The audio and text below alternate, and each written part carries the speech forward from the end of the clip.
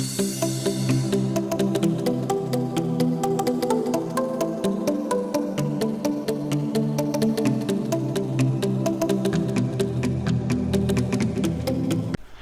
Friends, welcome to Crash Chemi. मेरा नाम है अलक्षेंद्र रायज़ादा और अगर आप हमारे चैनल पर पहली बार आए हैं तो ये रेड कलर का सब्सक्राइब बटन दबाकर हमारे चैनल को सब्सक्राइब कर लीजिए और साथ में बेल आइकन को दबा दीजिए ताकि आपको हमारे चैनल की नोटिफिकेशन आती रहे। अगर आप पीसी पर हैं तो send me all notification for this channel पर क्लिक करके सेव कर दीजिए। इससे हमारे चैनल की सारी वीडियो नोटिफिकेशन आपको आती रहेगी। Thank you. हेलो दोस्तों, वेलकम टू क्रैश केमी। दोस्तों, उम्मीद करता हूँ आपको अभी तक चैप्टर 7 तक की सारी वीडियो समझ में आई होगी। आज के जो चैप्टर 8 की मैं वीडियो बनाऊंगा ये मैं थोड़ी बड़ी बनाऊंगा, तो अगर आप इसे पूरी देखना चाहते हैं, मतलब पूरी आपको देखनी पड़ेगी अगर आप ये चैप्टर समझना चाहते हो। तो अगर आप ये चैप्टर समझना चाहते हो तो आप इसे 2 बार देख सकते हो। आधा पार्ट आज देख लो, आधा पार्ट कल देख लीजिएगा, या फिर जैसा भी आपको टाइम लगे। लेकिन आपको ये थोड़ी लेंदी वीडियो होगी, कम से कम 1 घंटे तक की हो सकती है। मैं कोशिश करूँगा छोटी बन जाए, लेकिन आपको सारी चीज़ें इसमें ढंग से समझाई जाएगी। और दोस्तों, अगर आप हमारे चैनल पहली बार आए हैं तो सब्सक्राइब का बटन दबाना मत भूलिएगा। वीडियो पसंद आएगी तो आप एंड में बताना कि किस तरीके से आपको समझ में आया, और क्या अगर कोई भी चीज़ डाउट्स हैं तो आप कमेंट्स कर सकते हो नीचे। ठीक है, तो शुरू करते हैं। चलिए, चैप्टर 8 आज हमारा है fundamentals of anatomy and physiology. तो इसमें आपको ये सारी चीज़ें आज मैं डिस्कस करूँगा एक एक करके। Define anatomy, physiology and its importance, function of skeleton system, classification of bones and types of joints, properties of muscles, function and structure of muscles, function and structure of respiratory system, mechanism of respiration, structure of heart and introduction to circulatory system, oxygen depth and second wind। ये सारी चीज़ें हम बात करेंगे एक एक करके। तो सबसे पहले आता है हमारा एनाटॉमी। एनाटॉमी क्या होता है? एनाटॉमी साइंटिफिक स्टडी होती है स्ट्रक्चर की, किसके? ऑर्गेनिजम्स की, जिसमें उनके सिस्टम्स होते हैं, ऑर्गन्स होते हैं और टिश्यूज होते हैं। इसके साथ साथ इसके अंदर क्या होती है? अपीयरेंस और पोजीशन अलग अलग पार्ट्स की, मटेरियल्स की जिससे ये बने हुए होते हैं, उनकी लोकेशंस और उनकी रिलेशनशिप दूसरे पार्ट्स के साथ में। ठीक है, तो आप देख सकते हैं सेल से हमारे टिश्यूज बनते हैं, टिश्यूज से ऑर्गन्स, ऑर्गन से सिस्टम्स और बॉडी, फिर सिस्टम से बॉडी। तो ये एक करके देखेंगे कि कैसे आपस में रिलेटेड होती हैं सारी चीज़ें। ह्यूमन एनाटॉमी होती है study structure, shape, size, weight and location of all the organs of human body. ठीक है, तो जितने भी ऑर्गन्स होते हैं ह्यूमन बॉडी के, उनके shape, size, weight and location और स्ट्रक्चर की स्टडी को हम ह्यूमन एनाटॉमी कहते हैं। एक detail knowledge of the structures of various system of human body आप देख सकते हैं इस पिक्चर में। आपको ज़्यादा क्लियरली नहीं दिखेगा, लेकिन फिर भी आप देख सकते हैं इसे काफ़ी अच्छे से डिफाइन करके दिया है वहाँ। ठीक है, इसके बाद ह्यूमन फिजियोलॉजी क्या होती है? फिजियोलॉजी स्टडी होती है सारे सिस्टम के स्टडी करना ह्यूमन बॉडी के और उनकी म्यूचुअल रिलेशनशिप। यहाँ पे आप देख रहे होंगे अलग अलग पार्ट्स हैं, अलग अलग सिस्टम के ऊपर मार्क्ड हैं। ठीक है, एक तरफ मस्कुलर सिस्टम है, एक तरफ आपका बोन्स का सिस्टम है, एक तरफ रेस्पिरेटरी सिस्टम है, एक तरफ डाइजेस्टिव सिस्टम है, एक तरफ सर्कुलेटरी सिस्टम है और एक तरफ नर्वस सिस्टम है। ठीक है, तो ये जो हमारी स्टडी होती है सिस्टम्स की ह्यूमन बॉडी की और उनकी म्यूचुअल रिलेशनशिप को, इसको हम बोलते हैं फिजियोलॉजी, ह्यूमन फिजियोलॉजी।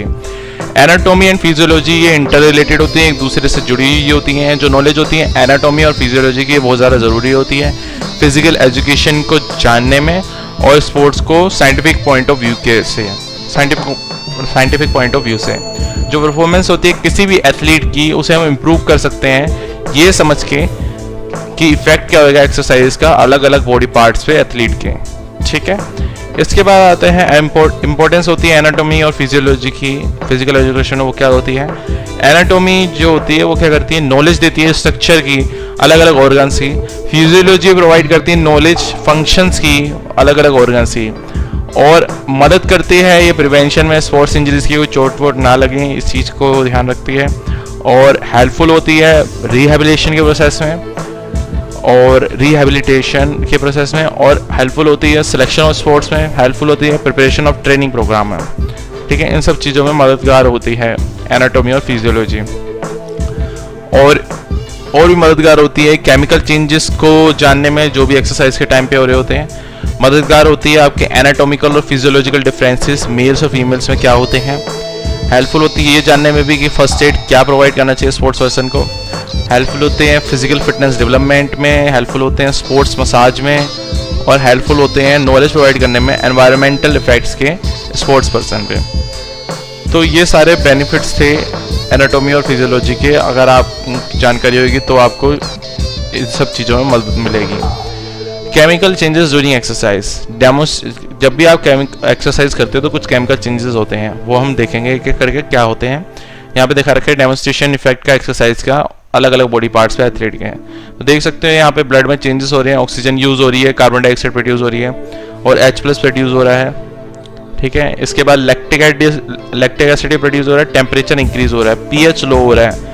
pH लो इसलिए हो रहा है क्योंकि लैक्टिक एसिड प्रोड्यूस हो रहा है, इसलिए pH लो हो रहा है ओवरऑल। अदर इफेक्ट्स क्या हैं, जो ब्रीदिंग रेट है वो भी इंक्रीज हो रहा है, हार्ट रेट भी इंक्रीज हो रहा है। तो देखिए इस तरीके से चीज़ें हो रही हैं। इसके बाद हमारा आता है function of skeleton system, classification of bones and types of joints.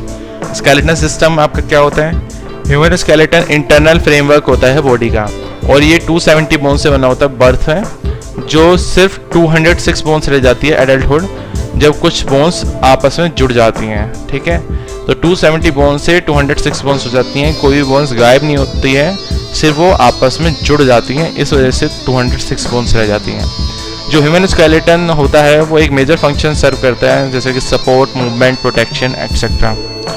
ये ह्यूमन स्केलेटन का मेजर फंक्शन होता है, सपोर्ट देना, मूवमेंट करना, प्रोटेक्शन, ये सारी चीज़ें स्केलेटन सिस्टम में होता है। आप देख सकते हैं यहाँ पे आपको स्केलेटन दिख रहा है, स्कल आपकी खोपड़ी हो गई, फिक्स जॉइंट होता है यहाँ पे, पेरिटो टेम्पोरल, आप इसे मूव कर सकते हो, जैसे आप गर्दन घुमा सकते हो, लेकिन आप इसे पूरा नहीं घुमा सकते। और अलग अलग जगह पे आपको अलग अलग जॉइंट दिख रहे होंगे। शोल्डर पे आपको बोल एंड सॉकेट जॉइंट दिख रहा होगा, पता है आप उस पोजीशन पे क्या कर सकते हो। वर्टिब्रा फिर आपको एक बोन दिखाई हुई है, स्टेरनम एक बोन दिखाई है, रिब दिखा रखी है, रेडियस, अल्ला और पेल्विस, ह्यूमरस, फेमूर, हिंज जॉइंट आपका नी में होता है। ठीक है, टिबिया, फिबुला, ये सारी चीज़ें क्या हैं, बोन्स और आपके जॉइंट्स हैं जो आपका पूरा स्केलेटन सिस्टम बनाते हैं। स्केलेटन सिस्टम के दो पार्ट्स होते हैं। ह्यूमन स्केलेटन सिस्टम को हम दो पार्ट्स में डिवाइड करते हैं। एक होता है एक्सियल स्केलेटन जो बनता है वर्टिबल कॉलम से, रिब केस से और स्कल से। एक होता है अपेंडिकुलर स्केलेटन, ये अटैच होता है एक्सियल स्केलेटन से और ये बनता है पेक्टोरल गिर्डल से, pelvic गिर्डल and the bones of the upper and lower limbs. ठीक है, तो दो हिस्सों में डिवाइड कर दिया जाता है इसे। जो एक्सियल स्केलेटन होता है उसके अंदर आता है skull, sternum, ribs, hyoid bone और वर्टिबल कॉलम। ठीक है, तो आप बोन्स भी बता रखे हैं यहाँ पे, ऊपर 28 होती हैं स्कल में, फिर 1, फिर 24, 1 और 24 एडल्ट्स में। तो ये सारी बोन्स थी एक्सियल स्केलेटन की। इसके बाद अपेंडिकुलर स्केलेटन की बता रखे, अपर लिम्ब में 64, लोअर लिम्स में 62। ठीक है, फिर आता है आपका फंक्शंस क्या होता है बोन्स का।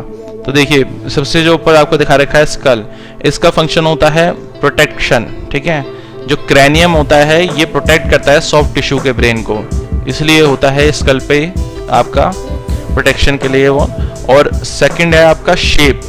ठीक है, स्केलेटन के बिना जो बॉडी है वो क्या होगी, फ्लेवी होगी या शेपलेस होगी। अगर ढांचा ही नहीं होगा आपका शरीर का तो आप क्या होगे, मतलब बिल्कुल ही ज़मीन से लगे हुए होगे, कोई आपको बॉडी का शेपलेस हो गए, बिल्कुल स्ट्रक्चर ही नहीं होगा, जैसे आपका अमीबा होता है उस तरीके का कुछ होएगा। तो थर्ड होगा आपका ब्लड प्योरिफिकेशन में भी हेल्प करता है। जो रेड ब्लड सेल्स होते हैं वो रिब्स में बनते हैं और लिम्ब बोन्स में बनते हैं। ठीक है, तो ब्लड प्रोडक्शन में बोन्स का ही रोल होता है। फोर्थ है calcium storage, bone largest supply होती है कैल्शियम की।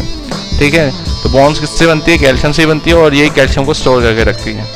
फिफ्थ सपोर्ट, जो वर्टिब्रेट सपोर्ट होता है ये हेड को सपोर्ट करता है। ठीक है, वर्टिब्रेट जो होता है आप देख सकते हैं फिगर में, ये हिस्सा वर्टिब्रेट है और ये सपोर्ट कर रहा है हेड को।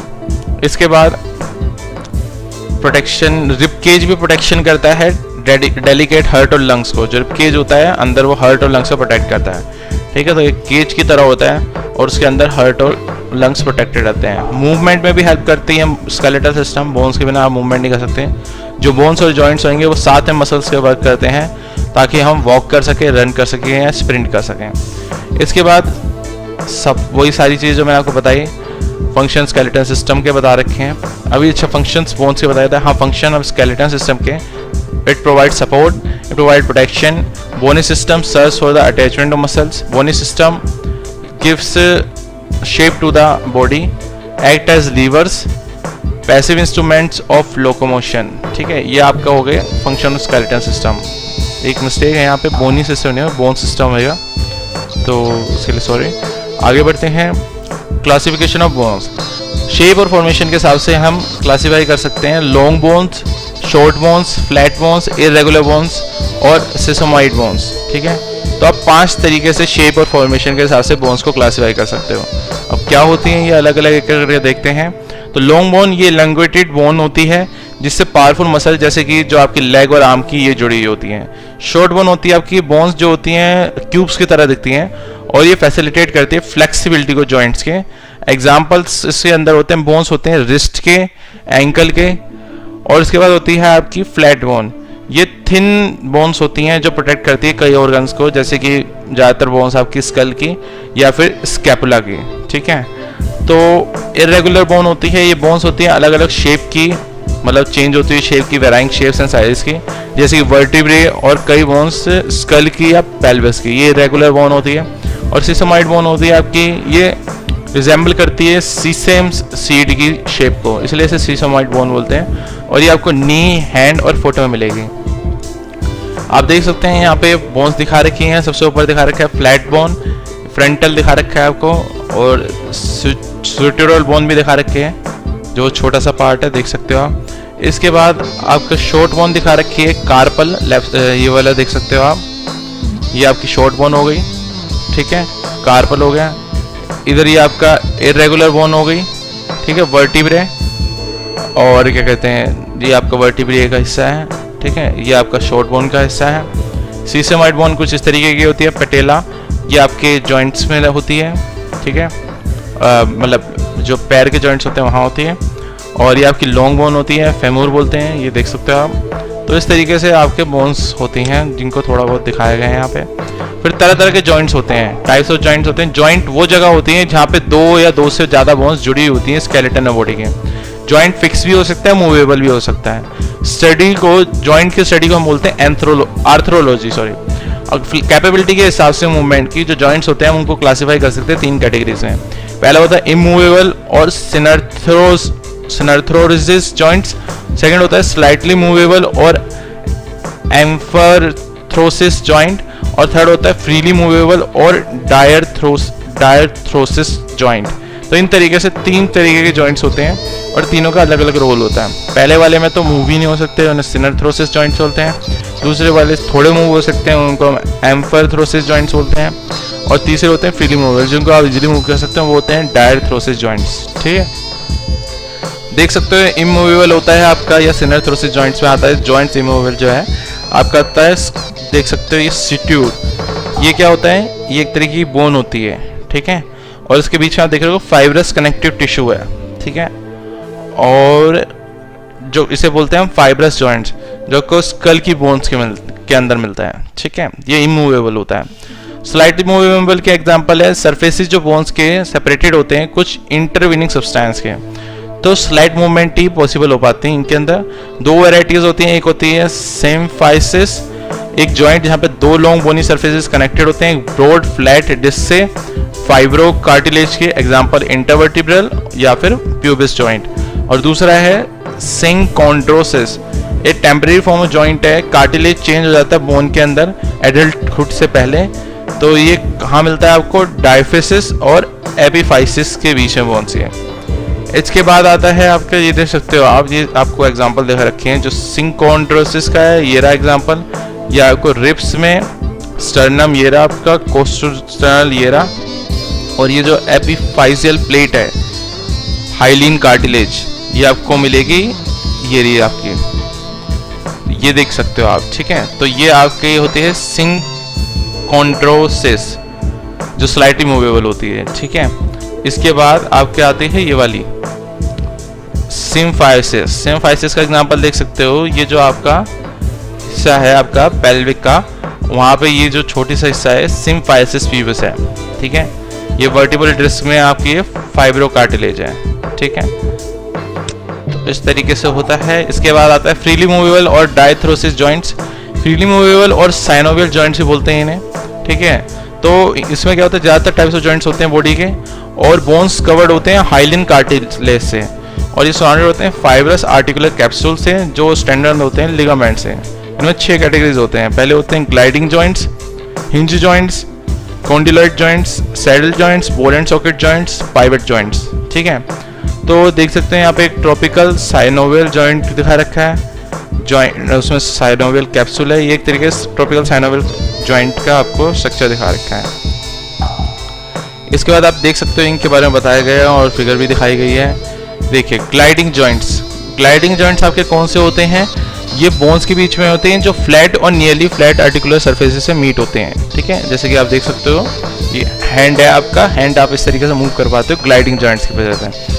हिंज जॉइंट्स, हिंज जॉइंट्स आपके क्या होते हैं? ये एक राउंडेड सरफेस होता है जो एक दूसरे के अंदर फिट हो जाता है इस तरीके से कि जो मूवमेंट होती है वो एक ही प्लेन में पॉसिबल होती है। जैसे कि एल्बो जॉइंट के अंदर, एल्बो जॉइंट के अंदर आपका क्या होता है? हिंज जॉइंट होता है।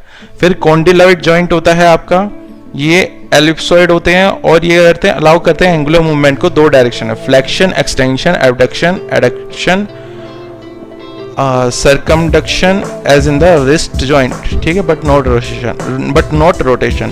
तो रिस्ट जॉइंट में आप क्या कर सकते हो? सारी चीजें कर सकते हो लेकिन रोटेशन नहीं कर सकते, तो ये कॉन्डिलॉइड जॉइंट्स की वजह से होता है। फिर सैडल जॉइंट्स, ये जॉइंट क्या करते हैं? जॉइंट परमिट करते हैं ग्रेट फ्रीडम मूवमेंट के और ये आपके थंब को इनेबल करते हैं to be oppose to the fingers. ठीक है, और इसी वजह से आप अपने थंब को फिंगर के अपोजिट ले जा पाते हो। ये आपके सैडल जॉइंट थंब्स में होते हैं। बॉल एंड सॉकेट जॉइंट्स, ठीक है, बॉल एंड सॉकेट जॉइंट्स होते हैं आपके शोल्डर के अंदर और ये एक राउंडेड होता है, मतलब एक दूसरे के अंदर घुसा होता है कैविटी के दूसरे की बोन के अंदर के, और ये परमिट करता है मूवमेंट को हर डायरेक्शन में। Example hip joint, shoulder joint. ठीक है, हिप जॉइंट में भी यही होता है, बॉल एंड सॉकेट जॉइंट। इसके बाद पाइवट जॉइंट्स होते हैं, जॉइंट्स होते हैं रोटरी मूवमेंट के एक एक्सिस में और रिंग रोटेट करती है एक पाइवट के around. Example atlas and axis bones at the top of neck, forearm. ठीक है, तो ये सारे एग्जांपल हैं जहाँ पे पाइवट जॉइंट्स होते हैं। ठीक है, इसके बाद आप देख सकते हो यहाँ पे कुछ एंगुलर मूवमेंट्स हो रही है, फ्लेक्शन हो रही है, एक्सटेंशन शोल्डर और नीज पे। ठीक है, फ्लेक्शन आपने हैंड ऊपर नीचे ले जा रहे हो या पैर को पीछे ले जा रही है, ये आपका फ्लेक्शन है। ठीक है, जब हाथ को आप ऊपर की तरफ ले जा रहे हो तो फ्लेक्शन है, पैर को पीछे की तरफ ले जा रहे हो फ्लेक्शन है, जब वापस ला रहे हो तो वो एक्सटेंशन है। ठीक है, तो इस तरीके से कुछ मूवमेंट्स को बताया गया है। इधर भी आप देख सकते हो एक्सटेंशन, फ्लेक्शन बता रखा है आपके सर के उसमें भी, तो देख सकते हो आपको सारी चीज़ें बताई गई किस तरीके से मूवमेंट्स होती हैं। अगर आपको देखना है पॉज करके देख सकते हो। इसके बाद आता है आपकी प्रॉपर्टीज मसल्स की। जो मसल सेल्स होते हैं जिनको हम मसल फाइबर्स भी बोलते हैं, मायोसाइट्स, ये फंडामेंटल यूनिट्स होते हैं हमारी मसल्स की। तो फॉलोइंग 4 प्रॉपर्टीज होती हैं जो डिस्टिंग्विश करती हैं उनको अलग दूसरे सेल से। सबसे पहले होती है एक्साइटेबिलिटी, ये कैपेबल होते हैं स्टिमुलेशन की नर्व्स के थ्रू केमिकल सिग्नल से। ठीक है, मतलब कि ये नर्व्स के थ्रू क्या होते हैं, इनके सिग्नल रिसीव करके ये कुछ भी कर सकते हैं, मतलब कि मूवमेंट कर सकते हैं बेसिकली। मसल्स ही होती हैं जो बोन्स को फोर्स करती है मूवमेंट करने के लिए। सेकंड है कॉन्ट्रैक्टिलिटी, ये कैपेबल होती है कॉन्ट्रैक्ट होने की जब एक न्यूरल इनपुट दी जाती है। ठीक है, इसी वजह से आप अपने हाथ को बेंड करते हो तो कुछ मसल्स ऊपर नीचे होती है आपके बाइसेप्स की। एक्सटेंसिबिलिटी क्या होती है? ये आपकी पोजेस एक्सटेंसिबिलिटी होती है इसके अंदर, जो कैपेसिटी होती है स्ट्रेच करने की, स्ट्रेच कर सकते हो आप, ये होती है एक्सटेंसिबिलिटी। और चौथा है इलास्टिसिटी, ये कैपेबल होता है रिटर्न करने के अपनी ओरिजिनल रेस्टिंग लेंथ में स्ट्रेच होने के बाद, ये होता है इलास्टिसिटी इसकी प्रॉपर्टी। इसमें आता है कॉन्ट्रैक्टिबिलिटी, ये होते हैं सेल्स क्या करते हैं, जनरेट करते हैं पुलिंग फोर्स को। एक्साइटेबिलिटी में नर्वस इंपल्सेस ट्रैवल करती है मसल प्लाज्मा मेम्ब्रेन से ताकि कॉन्ट्रैक्शन स्टिमुलेट हो सकें। और एक्सटेंसिबिलिटी, कॉन्ट्रैक्शन के बाद जो मसल्स है वो वापस हम ओरिजिनल लेंथ पे ला सकते हैं मसल एक्शन को अपोज करके। इलास्टिसिटी होती है स्ट्रेच होने के बाद जो मसल होती है वो पैसिवली रिकॉइल करती है अपनी रेस्टिंग लेंथ को रिज्यूम करने के लिए, वापस उसी में आने के लिए। तो ये 4 प्रॉपर्टीज मसल्स की है। कॉन्ट्रैक्टिबिलिटी में आप कॉन्ट्रैक्टिलिटी में देख सकते हैं किस तरीके से मसल कर रही है, वो कंप्रेस हो गई है। और एक्साइटेबिलिटी में आपने उसमें उसको स्टिमुलस दे रहे हो तो वो रिएक्ट करेगी इस पर। एक्सटेंसिबिलिटी में तो एक्सटेंड हो गई है। इलास्टिसिटी में आप उसे एक्सटेंड कर रहे हो, वापस वो उस पोजीशन में आ जाएगी। तो ये कुछ प्रॉपर्टीज होती हैं मसल्स की। इसके बाद आता है आपका structure and functions of muscles. तो इसमें क्लासिफिकेशन ऑफ मसल्स में आप देखते हैं कि वॉलंटरी और स्केलेटल मसल्स होती हैं, कार्डियक मसल्स होती है, इनवॉलंटरी और स्मूथ मसल्स होती हैं। इसमें सबसे पहले आते हैं स्ट्रक्चर ऑफ मसल्स में। जितनी मसल्स होती हैं हमारी बॉडी के अंदर वो क्या करती हैं, कुछ बायोकेमिकल स्पेशलाइजेशन को शो करती हैं जो उनको अलाउ करती है ताकि वो अपने पर्टिकुलर फिजियोलॉजिकल फंक्शन को परफॉर्म कर सकें। जैसे कि जो आईबॉल्स होती है स्टेड होती हैं एक्स्ट्रा ऑकुलर मसल्स के थ्रू जो हम रीड कर रहे होते हैं, और उनको क्या करना पड़ता है, कॉन्ट्रैक्ट करना पड़ता है क्विकली और प्रिसाइजली। और जो मसल्स होती हैं बैक और बटक्स में वो क्या होती हैं, इन्वॉल्व होती हैं कंटिन्यूस हैवी लिफ्टिंग के लिए, ठीक है, जहाँ पे फ्यूल इकोनॉमी इंपॉर्टेंट होती है, ठीक है। और जो होलो विस्करा है ये ज़रूरत होती है इसको स्लो स्टेडी स्क्वीज की ताकि वो फंक्शन प्रॉपरली फंक्शन कर सकें। 3 तरीके की जो मसल्स होती हैं उनके स्ट्रक्चर के बेसिस पे वो ये है, वॉलंटरी और स्केलेटल मसल। ये कॉन्शियस कंट्रोल के अंडर होती है। हर fibre enormous multinucleate cell होता है जो बना होता है 100 ऑफ मायोब्लास्ट से और एक दूसरे से जुड़ा हुआ होता है। दे शो अ स्ट्राइटेड पैटर्न, ये स्ट्राइट पैटर्न को शो करते हैं जो रिफ्लेक्ट करते हैं रेगुलर अरेंजमेंट को सैक्रोमेयर्स के हर सेल के अंदर। कार्डियक मसल होती है ये स्केलेटल मसल के सिमिलर होती है लेकिन ये कॉन्शियस कंट्रोल के अंडर नहीं होती है। ये मोनोन्यूक्लियेट सेल्स बहुत ज़्यादा छोटे होते हैं लेकिन फिर भी क्या चाहिए होती है, एक स्ट्राइटेड पैटर्न को शो करते हैं। ये इनवॉलंटरी और स्मूथ मसल ये क्लोजर होते हैं नॉन मसल सेल्स के, तो नो रेगुलर स्ट्राइएशंस विजिबल नहीं होती और जो कॉन्ट्रैक्शंस होती हैं वो बहुत ज़्यादा स्लोअर होती हैं। स्मूथ मसल मिलती है आपको ब्लड वेसल्स के अंदर, गट में, स्किन में, eye pupils, urinary and reproductive tracts. तो इस तरीके से मसल्स के स्ट्रक्चर होते हैं। अब एक एक करके बताएंगे। जो स्केलेटल वॉलंटरी और स्ट्राइप्ड मसल है इसमें 2 ब्रो टाइप्स होते हैं, स्लो ट्विच और फास्ट ट्विच, ठीक है। तो टाइप 1 जो स्लो ट्विच होते हैं जैसे रेड मसल ही बोला जाता है, ये कैपिलरी से भरे हुए होते हैं। ये माइटोकॉन्ड्रिया में रिच होते हैं और मायोग्लोबिन में भी, जो मसल टिश्यू को उसके कैरेक्टरिस्टिक रेड कलर को देते हैं और ये करते हैं ज़्यादा ऑक्सीजन कैरी कर सकते हैं और एरोबिक एक्टिविटी को सस्टेन कर सकते हैं। फैट्स और कार्बोहाइड्रेट्स को फ्यूल की तरह यूज़ करके हैं। जो स्लो ट्विच फाइबर्स होते हैं कॉन्ट्रैक्ट कर सकते हैं ज़्यादातर टाइम के लिए पर कम फोर्स से। इसके बाद जो आता है आपका फास्ट ट्विच मसल, इसमें 3 मेजर टाइप्स होते हैं, आप second A, second X and second B, जो वेराई करते हैं बहुत कॉन्ट्रैक्टाइल स्पीड में और फोर्स जनरेटेड में भी, ठीक है। तो फास्ट ट्विच फाइबर्स होते हैं ये बहुत जल्दी जल्दी कॉन्ट्रैक्ट होते हैं, पावरफुली कॉन्ट्रैक्ट होते हैं लेकिन थक भी बहुत जल्दी जाते हैं, जिससे क्या होता है बहुत ही short anaerobic burst of activity को सस्टेन कर पाते हैं, जिससे पहले क्या होता है मसल कॉन्ट्रैक्शन पे पेनफुल बन जाती है।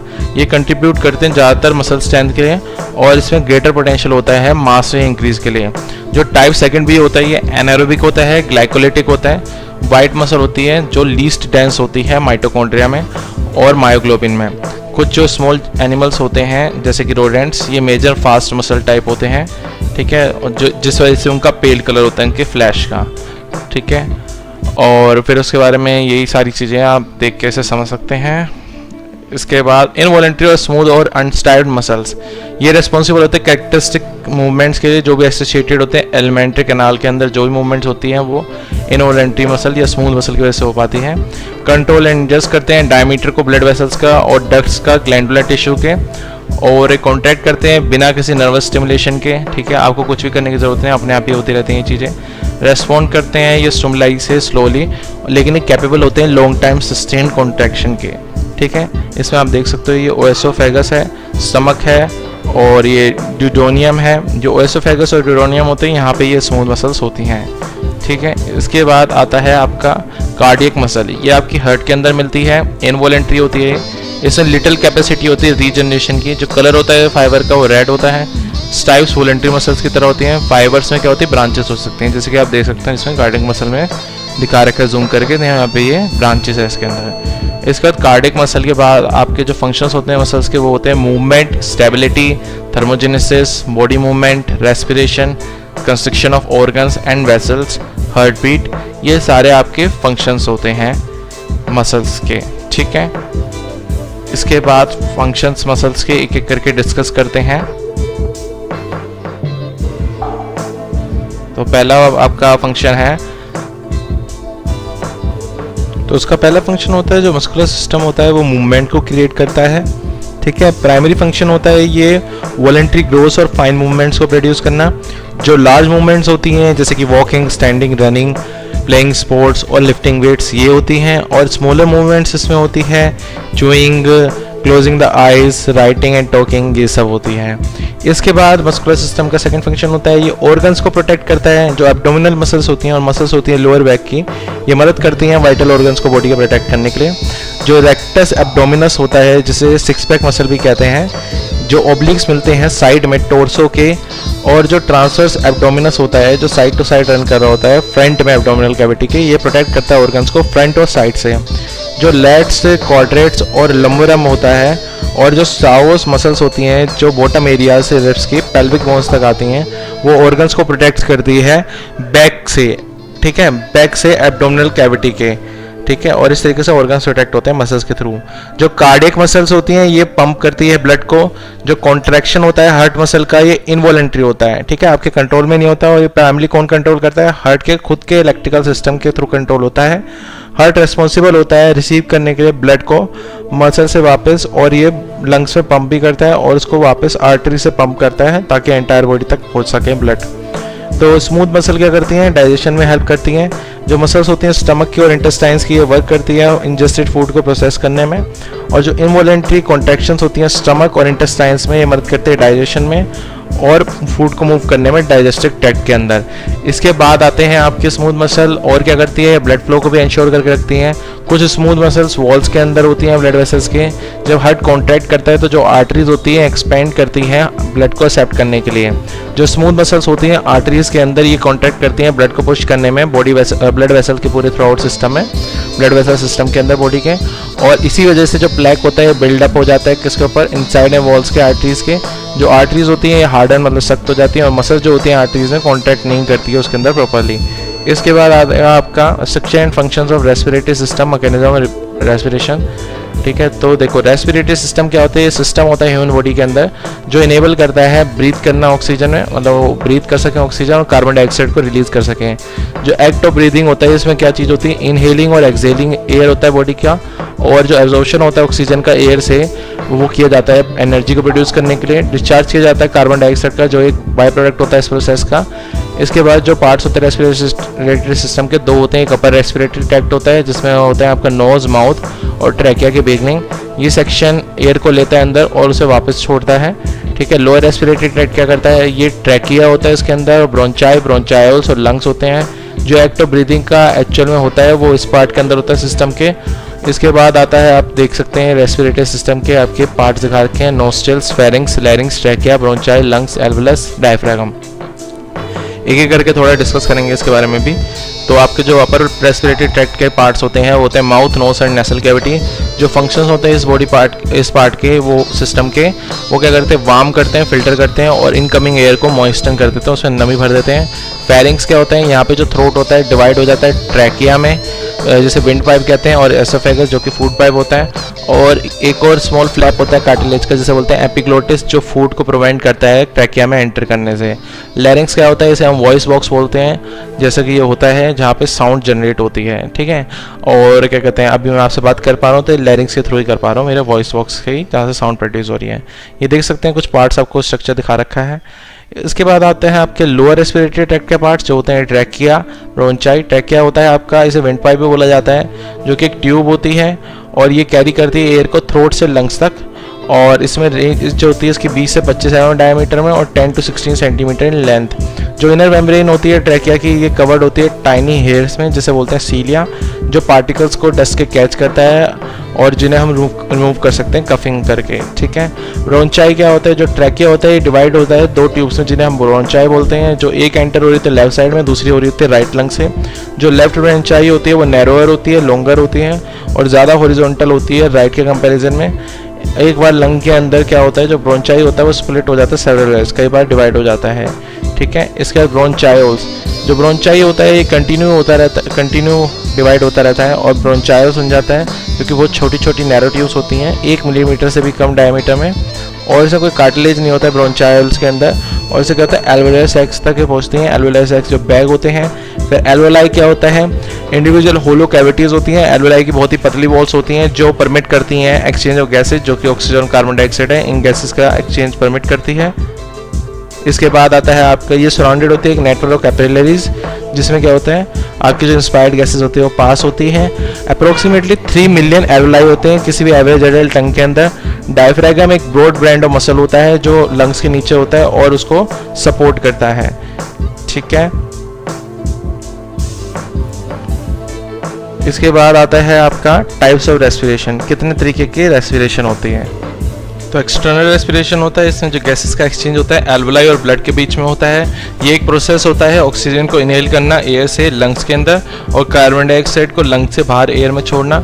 जो एक्सचेंज होती है गैसेस का बहुत अंदर और ब्लड के बाहर, ये साइमल्टेनियस होता है, मतलब एक साथ होता है। इंटरनल रेस्पिरेशन में क्या होता है, एक्सचेंज होता है गैसेस का ब्लड और टिश्यू सेल्स के बीच में, इसे हम टिश्यू रेस्पिरेशन भी बोलते हैं या सेलुलर रेस्पिरेशन भी बोलते हैं। ये क्या होता है, एक तरीके का मेटाबॉलिक प्रोसेस होता है जिसमें ऑक्सीजन टिश्यूज में रिलीज होती हैं या लिविंग सेल्स में और कार्बन डाइऑक्साइड एब्जॉर्ब हो जाती है ब्लड के थ्रू। एक बार सेल के अंदर पहुंच जाए तो ऑक्सीजन होती है वो यूज होती है एनर्जी को प्रोड्यूस करने में एटीपी की फॉर्म में, जिसे हम बोलते हैं एडिनोसाइन ट्राइफॉस्फेट, ठीक है। इसके बाद आप देख सकते हैं कुछ इस तरीके का होता है आपका ब्लड का ऑक्सीजन और कार्बन डाइऑक्साइड का फ्लो ब्लड के अंदर, ठीक है। इसके बाद आता है आपका फंक्शन रेस्पिरेटरी सिस्टम के। रेस्पिरेटरी सिस्टम के ये ऑक्सीजन डिलीवरी सिस्टम होता है। प्राइमरी फंक्शन रेस्पिरेटरी सिस्टम का होता है ऑक्सीजन को सप्लाई करना ब्लड के अंदर, ब्लड को सप्लाई करना ऑक्सीजन से, ताकि क्या सकें ब्लड डिलीवर हो सकते हैं, ऑक्सीजन हर पार्ट से कर सकें बॉडी के। जो रेस्पिरेटरी सिस्टम होता है ये करता है ब्रीदिंग के थ्रू। जब भी हम ब्रीथ करते हैं तो हम ऑक्सीजन को इनहेल करते हैं और कार्बन डाइऑक्साइड को एक्सहेल करते हैं। अगर ये सप्लाई ऑफ ऑक्सीजन को सस्पेंड कर देंगे हम 4 मिनट से ज़्यादा तो क्या हो सकता है, डेंजरस हो सकता है, आपकी जानलेवा हो सकता है, ठीक है। इसके अलावा एयर डिस्ट्रीब्यूशन गैस एक्सचेंज के अलावा जो रेस्पिरेटरी सिस्टम होता है ये फिल्टर करता है, वार्म करता है और ह्यूमिडिफाई कर देता है एयर को, ठीक है। उसको क्लीन करता है, थोड़ा गर्म करता है और थोड़ा उसको नमी भर देता है उसमें एयर में जो भी हम सांस लेते हैं। और क्या कहते हैं जो ऑर्गन्स होते हैं रेस्पिरेटरी सिस्टम में ये क्या करते हैं, एक और ये भी रोल प्ले करते हैं आपकी स्पीच और सेंस ऑफ स्मेल में। इसके बाद जो एक्ट होता है ब्रीदिंग का, इसमें 2 स्टेजेस होती है, एक होती है इनहेलेशन, एक होती है एक्सहेलेशन। इनहेलेशन में क्या होता है, इनटेक होती है एयर की लंग्स में एक्सपेंशन और चेस्ट वॉल्यूम से। एक्सहेलेशन में एक्सपेंशन मतलब बाहर निकालते हो आप एयर को लंग्स के थ्रू चेस्ट को कॉन्टैक्ट करके। इनहेलेशन और एक्सहेलेशन में क्या होती है, मसल्स इन्वॉल्व होती हैं। डायफ्रागम और रिब मसल्स मैंने आपको बताया ये कॉन्स्टेंटली कॉन्ट्रैक्ट और रिलैक्स होती हैं अप्रोक्सीमेटली 16 टाइम्स पर मिनट, जिससे क्या होती है चेस्ट कैविटी इंक्रीज और डिक्रीज होती है, ठीक है। और आपके ये जो मैंने अभी आपको बताया इसी का थोड़ा आपको डिफरेंस के उसमें फॉर्म में पढ़ सकते हो, सेम ही चीज़ है पिछले वाली स्लाइड्स के। इसके बाद ये मैकेनिज्म रेस्पिरेशन का देख सकते हो क्या क्या चीज़ होती है, इनहेलेशन के टाइम पे क्या हो रहा है, एक्सहेलेशन के टाइम पे क्या हो रहा है, दोनों चीज़ें शो कर रखी हैं। इसके बाद आता है आपका जो इंस्पिरेशन जिसे इनहेलेशन बोलते हैं। इनहेलेशन के टाइम पे मसल्स कॉन्ट्रैक्ट होती हैं, डायफ्रागम मसल जो होती है उसका कॉन्ट्रैक्शन होता है, जिससे क्या होता है डायफ्रागम फ्लैटन हो जाता है, सीधा हो जाता है, जिससे चेस्ट कैविटी एनलार्ज हो जाती है। जो कॉन्ट्रैक्शन होता है रिब मसल्स का उससे क्या होता है रिब्स राइज हो जाती हैं और इससे चेस्ट वॉल्यूम इंक्रीज हो जाती है। जो चेस्ट कैविटी होती है वो एक्सपेंड होती है, जिससे एयर प्रेशर रिड्यूस हो जाता है और एयर को कॉज क्या करता है, पैसिवली ड्रॉन इनटू लंग्स, ठीक है। एयर अंदर आ जाती है लंग्स के, एयर पास हो जाती है high pressure outside the lungs to low pressure inside the lungs, ठीक है। और इसके बाद एक्सपायरेशन एक्सहेलेशन क्या होता है, एक्सहेलेशन के टाइम पे जो मसल्स होती हैं वो रिलैक्स करती हैं, ठीक है। और मसल्स जो होती हैं ये नो लॉन्गर कॉन्ट्रैक्टिंग, ये कॉन्ट्रैक्ट नहीं कर रही हो तो ये रिलैक्स हो चुके होते हैं। डायफ्रागम कर्व हो जाता है और राइज हो जाता है, जो रिब्स होती है डिसेंड कर जाती हैं और चेस्ट वॉल्यूम डिक्रीज हो जाती हैं। जो चेस्ट कैविटी होती है कॉन्ट्रैक्ट हो जाती है, जिससे क्या होता है एयर प्रेशर इंक्रीज हो जाता है और एयर जो होती है लंग्स के अंदर वो एक्सपेल हो जाती है अपर रेस्पिरेटरी ट्रैक्ट के थ्रू। जो एयर होती है हाई प्रेशर लंग्स से लो प्रेशर में जाती है अपर रेस्पिरेटरी ट्रैक्ट के, ठीक है। इसके बाद आता है आपका कुछ इस तरीके से देख सकते हो, जो भी मैंने अभी आपको सारा बताया गया उन्हीं के फंक्शंस हैं, आप पढ़ सकते हो इसे अच्छे से, ठीक है। और इंपॉर्टेंट भी है कुछ चीज़ें इसमें आप पढ़ सकते हो, पॉज करके आप देख सकते हो, ठीक है। एक ये भी बाकी ये कुछ इनके फंक्शंस हैं सारे ऑर्गन के फंक्शन रेस्पिरेटरी सिस्टम के। इसके बाद आता है introduction to circulatory system and structure of heart. जो सर्कुलेटरी सिस्टम होता है एक ऐसा नेटवर्क होता है जो ब्लड को कैरी करता है पूरी बॉडी के अंदर, और जितने भी एनिमल्स होते हैं सिंपल काइंड्स को छोड़ के उनके क्या होते हैं किसी तरीके के सर्कुलेटरी सिस्टम होते हैं, ठीक है। ह्यूमन सर्कुलेटरी सिस्टम क्या करता है, सप्लाई करता है सेल्स को बॉडी के फूड और ऑक्सीजन से जो ज़रूरत होती है सर्वाइव करने के लिए। सेम टाइम पे क्या करता है कार्बन डाइऑक्साइड को कैरी करता है और दूसरे वेस्ट को सेल से दूर। जो सर्कुलेटरी सिस्टम होता है ये भी मदद करता है बॉडी टेम्परेचर को रेगुलेट करने में और सब्सटेंसेस को कैरी करने में, जो प्रोटेक्ट करते हैं बॉडी को डिसीज से। जो सिस्टम होता है ये ट्रांसपोर्ट करते हैं केमिकल सब्सटेंसेस जिन्हें हार्मोन्स बोलते हैं, जो मदद करते हैं रेगुलेट करने में एक्टिविटीज़ को अलग अलग पार्ट्स के बॉडी के। इसके बाद आता है आपका हार्ट। ये एक होलो मस्कुलर ऑर्गन होता है जो ब्लड को पंप करता है। इसमें क्या होता है 2 पंप्स होते हैं जो साथ साथ होते हैं, और ये पंप्स क्या करते हैं रिलैक्स करते हैं जब ब्लड को अंदर ले रहे होते हैं और कॉन्ट्रैक्ट करते हैं जब वो ब्लड को बाहर भेज रहे होते हैं। जो लेफ्ट साइड होती है हार्ट की, एक स्ट्रॉन्गर पंप होता है राइट साइड के कंपैरिजन में। जो स्ट्रॉन्गर पंप होता है रिसीव करता है ब्लड को लंग से और उसको भेजता है सेल्स में बॉडी के, पूरी बॉडी भर में आपके। जो वीकर पंप होता है ब्लड को रिसीव करता है सेल से, बॉडी पूरी बॉडी से, और उसको ब्लड को भेजता है लंग्स में, ठीक है। इसके बाद आता है आपका, देख सकते हो आप हार्ट इस तरीके से वर्क कर रहा है। आप देख सकते हो अपना कि किस तरीके से आपका हार्ट रेट अलग अलग होता है जब आप रेस्ट कर रहे होते हो, स्कूल में होते हो और स्पोर्ट्स प्ले कर रहे होते हो, तो अलग अलग टाइम पे आपका हार्ट रेट अलग अलग होता है, क्योंकि ऑक्सीजन की डिमांड बढ़ जाती है, अलग अलग टाइम के हिसाब से चेंज होती रहती है, मतलब ऑक्सीजन की डिमांड। लोकेशन हार्ट की कुछ इस तरीके से होती है, ये थोरैक्स के अंदर लोकेटेड होता है, लंग्स और सेंट्रल डिप्रेशन ऑफ डायफ्राम के ऊपर, ठीक है। 240 ग्राम से 320 ग्राम इसका वेट होता है हार्ट का, और ये फ्रंट ऑफ द चेस्ट के पास होता है लोकेटेड, और बैक के कंपेरिजन में, और जो स्लाइटली थोड़ा क्या होता है लेफ्ट साइड पे होता है ये, ठीक है। और ह्यूमन हार्ट में क्या होता है, 4 चैम्बर्स होते हैं, देख सकते हो, left atrium, right atrium, left ventricle, right ventricle. जो ब्लड फ्लो करता है वो क्या करता है, राइट एट्रियम से राइट वेंट्रिकल करता है, वहाँ से फिर वो लेफ्ट एट्रियम में, और लेफ्ट एट्रियम से लेफ्ट वेंट्रिकल में। जो ब्लड फ्लो होता है ये कंट्रोल होता है वाल्व्स के थ्रू, ठीक है। इसमें आप देख सकते हो फंक्शंस हार्ट के क्या क्या होते हैं। सर्कुलेशन ब्लड का पूरी बॉडी के अंदर, सिस्टमैटिक सर्कुलेशन, ये ऑक्सीजनेटेड ब्लड को कैरी करता है हार्ट से दूसरे बॉडी पार्ट से, और रिटर्न करता है डीऑक्सीजनेटेड ब्लड को वापस हार्ट तक।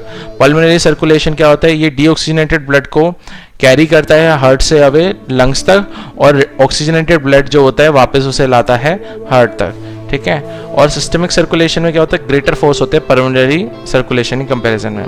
जब आपको ब्लड भेजना होता है पूरे बॉडी पार्ट्स में, उसमें फोर्स ज़्यादा लगता है, जब आपका ब्लड वापस आ रहा होता है बॉडी पार्ट से तो उसमें फोर्स कम लगता है। जो भेजने वाला होता है वो सिस्टमिक सर्कुलेशन होता है, जो आने वाला होता है वो पल्मोनरी सर्कुलेशन होता है, ठीक है। इसके बाद सिस्टमिक सर्कुलेशन ब्लड आता है लेफ्ट वेंट्रिकल से, ओर्टा से। जो ब्लड पास होता है छोटे छोटे आर्टरी से होता है, जो ब्लड को कैरी करते हैं अलग अलग पार्ट्स ऑफ बॉडी के। आर्टरीज डिवाइडेड होती है और सब डिवाइडेड होती है जब तक कि आर्टरीज नहीं पहुंचे, और आर्टरीज में क्या होते हैं, छोटे छोटे पैसेज होते हैं, और दो फंक्शंस परफॉर्म करते हैं, मेंटेनेंस करना आर्टरियल ब्लड प्रेशर को, और रेगुलेशन करना फ्लो ऑफ ब्लड को कैपिलरीज के अंदर। जो कैपिलरीज होती हैं इसकी क्या होती है, थिन वॉल्स होती है, ताकि एक्सचेंज हो सके प्लाज्मा और इंटरस्टिशियल फ्लूइड के बीच में। ये देख सकते हैं कुछ इस तरीके से स्ट्रक्चर होता है हार्ट का। ये डायग्राम आप देख के बिल्कुल अच्छे से समझ सकते हैं। इसके बाद आता है आपका पल्मोनरी सर्कुलेशन। राइट ऑरिकल से आपका जो ब्लड होता है वो राइट वेंट्रिकल में जाता है। राइट वेंट्रिकल कॉन्ट्रैक्ट करता है, ब्लड पल्मोनरी आर्टरी में जाता है। पल्मोनरी आर्टरी जो होती है वो डिवाइडेड होती है ब्लड को कैरी करने लेफ्ट और राइट लंग में। जो लंग्स में होता है आर्टरी ब्रेक करती है और स्मॉल आर्टरीज के अंदर, आर्ट्रियोल्स में, और फिर पल्मोनरी कैपिलरीज में। जो ब्लड होता है ऑक्सीजन को लेता है और कार्बन डाइऑक्साइड को लीव कर देता है, छोड़ देता है। जो पल्मोनरी कैपिलरीज होती हैं ये यूनाइट करती हैं जब तक कि क्या हो जाए, वीन्स नहीं बन जाती। जो ब्लड होता है वापस हार्ट में आता है 4 पल्मोनरी वीन से लेफ्ट ओरिकल में। जो ब्लड होता है वो हार्ट में वापस आता है 4 पल्मोनरी वीन से लेफ्ट ओरिकल में।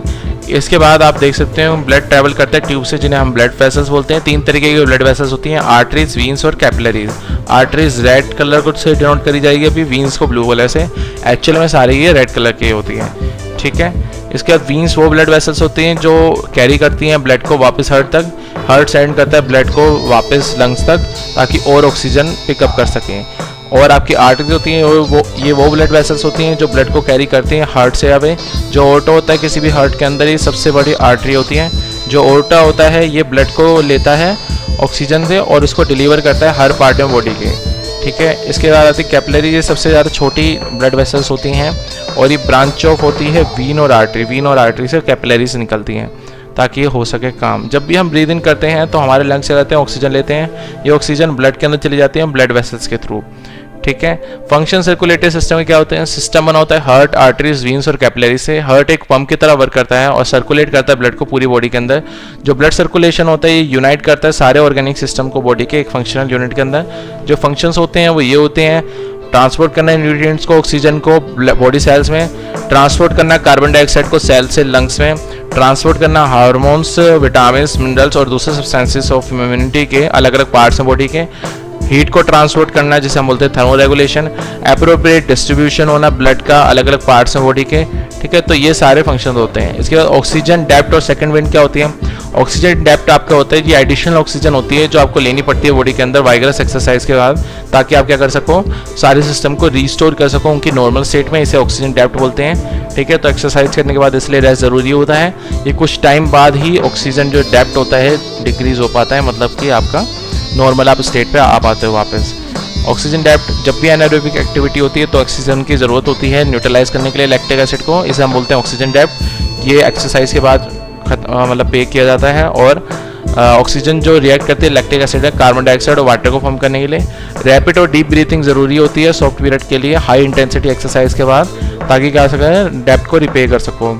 ये मदद करता है कार्बन डाइऑक्साइड को रिमूव करने के लिए जो एक्युमुलेट हो जाती है ब्लड के अंदर इंटेंस एक्सरसाइज के टाइम पे, ठीक है। सेकंड विंड क्या होती है? सेकंड विंड ये रिटर्न होती है रिलेटिव ईज ऑफ ब्रीथिंग की इनिशियल एग्जॉशन के बाद में, जो फिजिकल एक्सर्शन के टाइम पे होता है। रिस्टोर्ड एनर्जी हो जाती है और स्ट्रेंथ हो जाती है। एक पर्सन की एबिलिटी जो होती है ब्रीथ फ्रीली ब्रीथ कर सकते हैं एक्सरसाइज के टाइम पे, जबकि ब्रीथ खत्म होने के बावजूद भी, ठीक है। एक नई स्ट्रेंथ और एनर्जी आ जाती है ताकि कोई भी चीज़ कंटिन्यू कर सकें, जो कि एक एफर्ट है, ठीक है। तो देखते हैं होता क्या है। और सिम्टम्स जो होते हैं सेकंड विंड से पहले कुछ ऐसे होते हैं, सांस लेने में दिक्कत हो रही थी, चेस्ट से पेन हो जाता है, हेडेक हो जाता है, मसल से पेन होने लगता है, और ये सब जो भी मसल इन्वॉल्व होती है एक्टिविटी में। इनएबिलिटी की फीलिंग होने लगती है, जैसे कि आप वो चीज़ कर ही नहीं पाओगे। न्यूरोमस्कुलर कोऑर्डिनेशन डिमिनिश होने शुरू हो जाता है, और ड्राई थ्रोट की फीलिंग आने, गला सूख रहा है ऐसा लगने लगता है आपको। फिर चेंजेस क्या होते हैं बॉडी में जब सेकंड विंड आती है? तो ब्रेथलेसनेस डिसअपियर हो जाती है, आप सांस सही से लेने लग जाते हो, रेस्पिरेशन का रेट भी लेस हो जाता है, ऑक्सीजन सप्लाई नॉर्मल हो जाती है, कार्बन डाइऑक्साइड एक्युमुलेशन रिड्यूस हो जाती है, ठीक है। इसके बाद और क्या चाहिए? मसल्स नॉर्मल हो जाती है, पेन मसल्स में डिसअपियर हो जाता है, मसल स्वेलिंग भी कम हो जाती है, मसल्स का टेम्परेचर भी इंक्रीज हो जाता है, और ब्लड सर्कुलेशन सिस्टम में क्या चेंज होता है? इसमें जो आपका वेस्ट प्रोडक्ट जैसे कि लैक्टिक एसिड और यूरिक एसिड ये एक्यूमुलेट कम क्वांटिटी में होते हैं, और ऑक्सीजन की सप्लाई इंक्रीज हो जाती है, हार्ट रेट रिड्यूस हो जाता है, ठीक है। तो दोस्तों इस चैप्टर में बस इतना ही, और अगर वीडियो अच्छी लगी हो तो लाइक और शेयर करना मत भूलिएगा, सब्सक्राइब करना मत भूलिएगा चैनल को अभी तक अगर आपने नहीं किया है। और जो मेरे सब्सक्राइबर्स जुड़े हैं मेरे साथ और जो मेरी ऑडियंस है जो मेरे को देख रही है बहुत टाइम से, उनको मैं थैंक यू करना चाहता हूँ कि आपकी वजह से मेरे 10,000 व्यूज़ पूरे हो गए हैं टोटल, जिस वजह से मैंने अब चैनल को मोनेटाइज कर लिया है। तो अब मेरे पास इसके थ्रू भी जो पैसे आएंगे मैं इसी वीडियोज़ को और अच्छे बेटर तरीके से बनाने में हेल्प करूँगा, और आपको ज़्यादा से ज़्यादा वीडियोज़ जल्दी टाइम में मैं आपको लाने की कोशिश करूँगा, वो भी और अच्छे तरीके से समझाएंगे। तो अगर दोस्तों अच्छी लगी हुई वीडियो तो सब्सक्राइब जरूर कर लो चैनल को, और क्या कहते हैं सब्सक्राइब कर रखा है चैनल तो लाइक और शेयर करो दोस्तों, इतना ज़्यादा लाइक और शेयर करो कि ये सारे लोगों को मिल जाए 11th क्लास के बच्चों को। अपने अगर आप लाइक और शेयर नहीं करना चाहते फ़ोन पे मत करो, एटलीस्ट अपने जो 11th क्लास के फ्रेंड्स हैं उनसे तो शेयर जरूर कर दीजिए, ठीक है। Thank you friends, have a great day.